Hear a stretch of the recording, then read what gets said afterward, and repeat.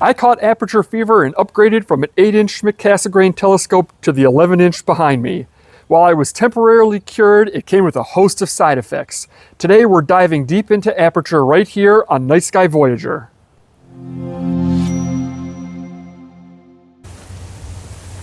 Hi there, I'm Trevor, and no, this is not an ad for Celestron telescopes. Today I'm here with 3 telescopes that are identical in almost every single way except for one major difference. They're apertures. This one up here is a 6-inch, over here we have an 8-inch, and here is an 11-inch. Aperture refers to the size of the primary mirror in each of these telescopes, and as you can see, they dramatically increase in size. Today, I'll be talking to you about what a difference in aperture means when you look through a telescope at the eyepiece, but also give you some important considerations when it comes to the physical equipment as well as the quality of life and use that you'll experience when using the instruments. When it comes to increasing aperture, most people think about the optical differences. Greater light gathering power, higher resolution images, brighter objects in the eyepiece.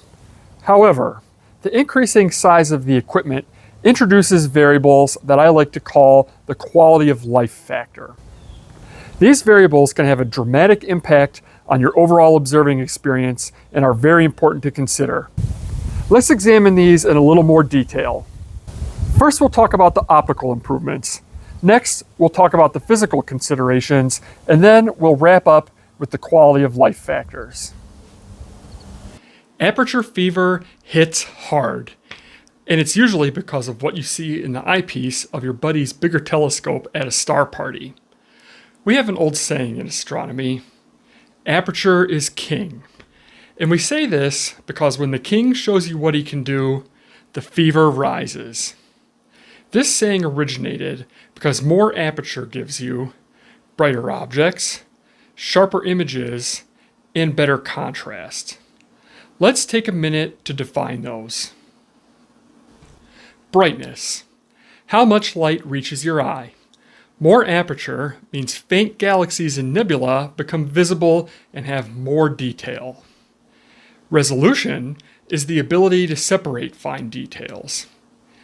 Bigger mirrors mean cleaner planetary features, tighter double star splits, and clearly resolved globular clusters, for example. And finally, contrast. How well objects stand out against the background. More light and better resolution help to reveal subtle, low-contrast details. So in short, deep sky objects look more impressive. Planets and the moon look more detailed. And larger telescopes can handle more magnification before the image falls apart. To give you an idea of what this means from a practical standpoint, let's take a look at Messier 13, which is located here in the constellation Hercules. M13 is a bright globular cluster with a magnitude of 5.8, and it's about 22,000 light years away from Earth. Here's a simulated view of M13 through 6, 8, and 11-inch telescopes. Notice how as the aperture increases, more stars appear. You can see more individual stars near the core of the cluster. Everything looks clearer. Aperture fever symptom number 1. You start seeing stars and details your smaller scope was hiding from you. And once you see those hidden details, the desire for more inches of aperture doesn't stop. Have you ever seen M13 or another globular cluster through your telescope? Let me know in the comments what stood out to you for the first time. Now, let's glean some interesting observations by looking at a direct comparison in the light gathering power of my 8-inch and 11-inch telescopes. The 8-inch mirror is represented by the blue circle, and the 11-inch by yellow. I've calculated the area of the objectives and made them into squares for visual purposes. And with a little math, we can see that the 3-inch aperture increase results in an 89% increase in light gathering power. Almost double. How can that be? If mirror size scaled in a straight line, an 89% increase in area would make this jump from 8 inches to almost 16. Why do these jumps appear so big? A telescope mirror is a circle, and circles scale by area, not diameter. Area equals pi times the radius squared. That means aperture doesn't scale linearly in inches, it scales exponentially with area. 3 extra inches sounds small until you see the math. And this is where aperture fever starts whispering, just a few more inches. Let's look at how much light we gain by increasing aperture. Here's a 1-inch objective compared with a 2-inch one. The area highlighted in green shows the difference. About 2.36 square inches of extra light-gathering surface. Now let's jump up to a larger telescope. Going from an 8-inch to a 9-inch mirror adds 13.35 square inches of light-gathering area. And here's a 12-inch compared to a 13-inch. This 1-inch increase gives us 19.63 square inches more. So even though it's the same 1-inch increase in diameter each time, the amount of light that inch adds keeps getting bigger. In other words, each added inch increases total light gathering power more than the last. But now, let's look at the percentage increase in light gathering power for each new inch, and you'll quickly see diminishing returns. Each additional inch gives you a smaller percentage boost than the inch before it. So at this point, we have identified why aperture is king when it comes to optical performance. But the king always demands his taxes. Let's talk about what it really takes to live with more aperture. We'll start with king's tax number 1, the obvious one, weight. Just looking at the optical tube alone, my 6-inch Schmidt-Cass weighs about 10 pounds. My 8-inch increases modestly to 14 pounds, but the 11-inch jumps all the way to 28 pounds. That exponential increase in light gathering carries over to the glass that the mirror or lens is made from. Besides being made from dense and heavy glass, larger mirrors also need to be thicker in order to hold their shape. And every ounce of that weight must be lifted and carefully secured onto the mount every single observing session. Telescope tubes are awkward, fragile, and expensive. They're not shaped like a balanced dumbbell, and they are definitely not something you want to hear going bump in the night. Some Dobsonian owners with 20-inch telescopes even use wheelbarrow handles and ramps just to move their equipment outside. What's the heaviest piece of gear in your setup right now? Drop it in the comments and let's compare bruises. The king's crown can get very heavy, and this doesn't even account for the weight of the mount, which leads us into tax number 2. A telescope's weight must be stably supported by a mount and tripod. When beginners come to me struggling with small scopes, it's almost never the telescope that's the problem. It's the cheap, wobbly mount underneath it.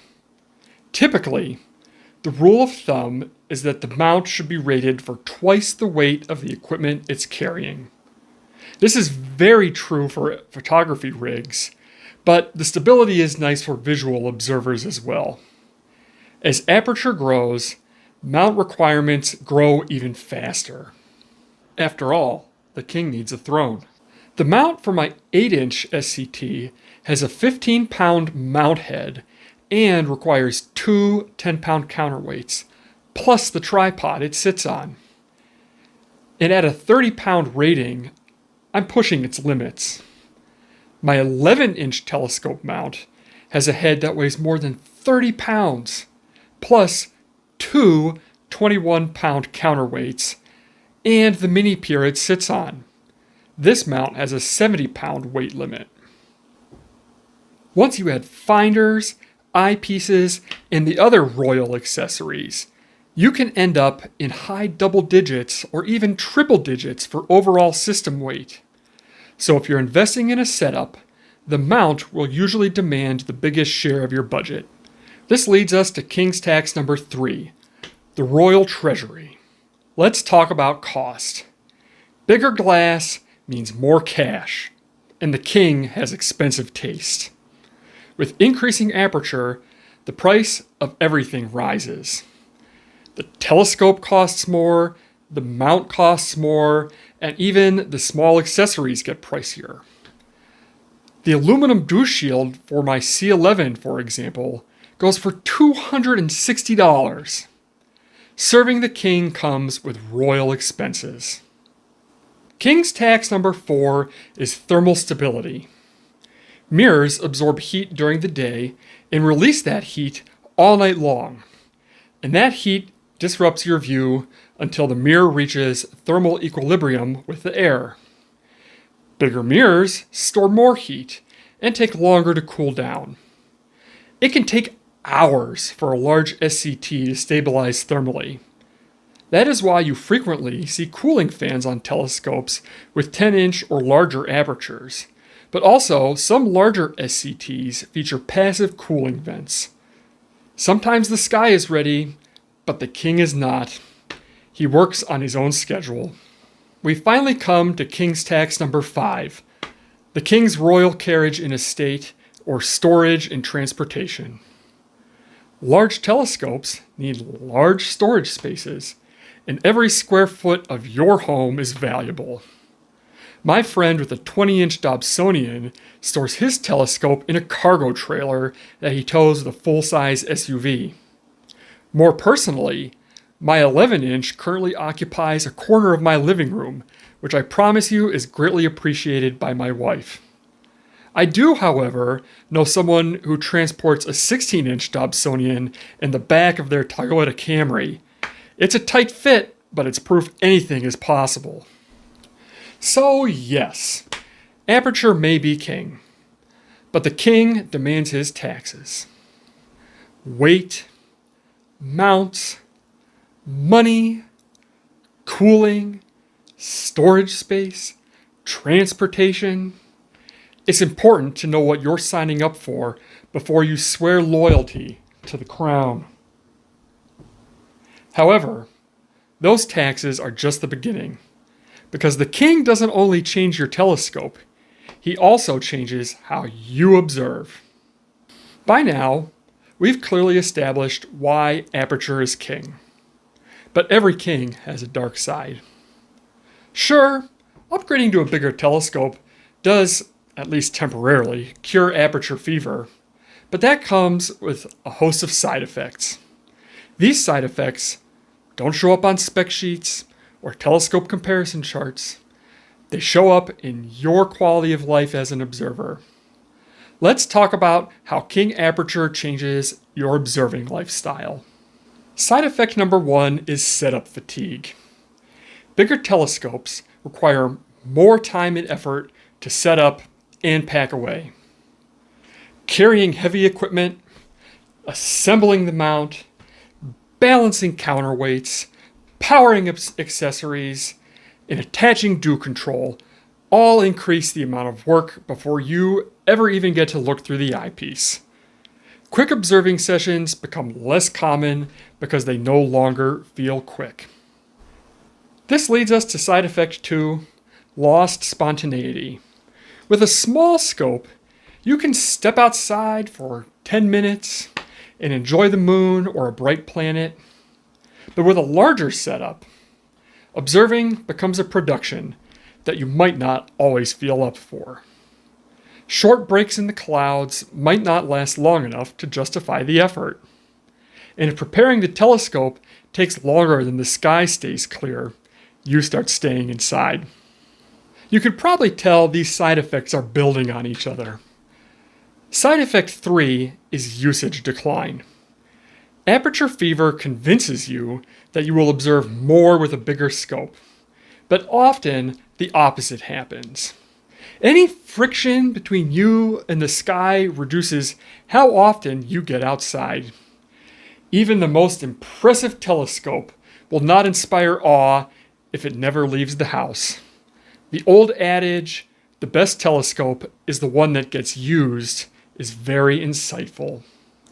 Side effect number 4 is comfort and ergonomics. Large telescopes can force you into awkward viewing positions, especially when objects are high in the sky. A good observing chair helps, but it's one more piece of gear for you to carry and set up. Some big Dobsonian owners even require a ladder just to reach the eyepiece when it's at zenith. Once ladders get involved, comfort becomes safety, and safety becomes a new factor to think about. Comfort matters, and comfort affects how long and how often you observe. Aperture fever starts with excitement and ambition, but even when the fever is cured, the side effects remain. These quality of life factors determine how often you actually get outside under the stars. Big telescopes reveal more of the universe, but they demand more from you in return. Choosing the right telescope is not about having the largest one possible. It's about finding the one that fits your life, your habits, and your enthusiasm for the night sky. In the end, the best telescope is not the largest one. It's the one that helps you enjoy the night sky the most.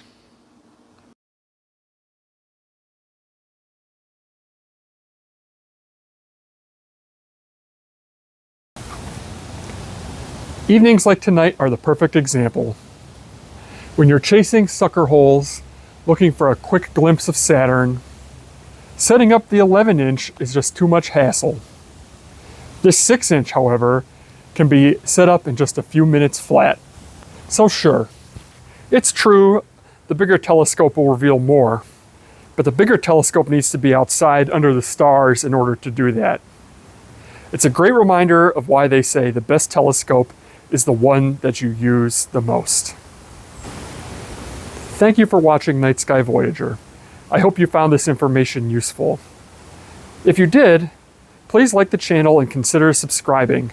Also, make sure to ring the bell so that you're notified when future videos are posted. This is Trevor from Night Sky Voyager, wishing you clear skies.